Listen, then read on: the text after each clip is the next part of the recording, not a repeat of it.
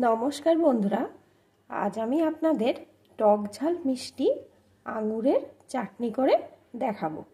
তার জন্য আমি এখানে কিছুটা পরিমাণ আঙুরকে ভালো করে ধুয়ে পরিষ্কার করে নিয়েছি। আমি কিন্তু যে আঙুরগুলো নিয়েছি সেগুলো একটু টক।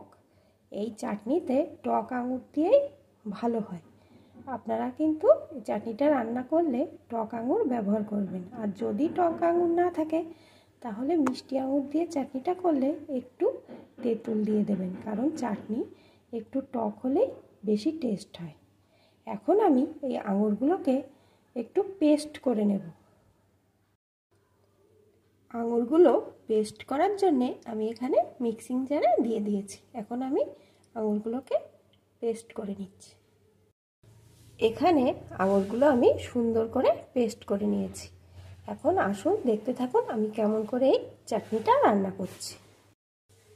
আঙুরের চাটনিটা রান্না করার জন্যে আমি এখানে নিয়ে নিয়েছি একটা তেজপাতা, দুটো শুকনো লঙ্কা, কিছুটা কাজু বাদাম, কয়েকটা চেরিকে টুকরো করে কেটে নিয়েছি, আর কয়েকটা কিশমিশ নিয়ে নিয়েছি। চাটনিটা রান্নার জন্যে আমি এখানে একটা কড়া বসিয়ে তাতে পরিমাণ মতো সর্ষের তেল দিয়ে দিয়েছি।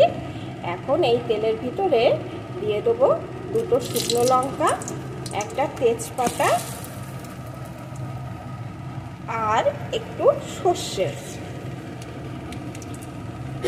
এখন এগুলোকে একটু লাল লাল করে ভেজে নেব। এগুলো একটু লাল লাল হলে এর ভিতরে আমি ওই আঙুরের পেস্টটি দিয়ে দেব।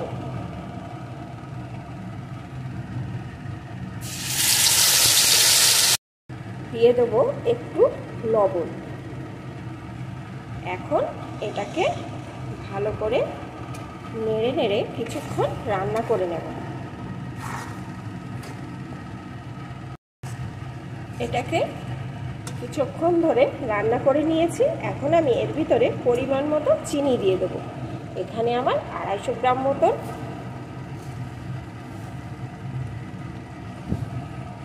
আঙুর ছিল, আমি সেখানে 1 কাপ পরিমাণ চিনি দিয়ে দিলাম।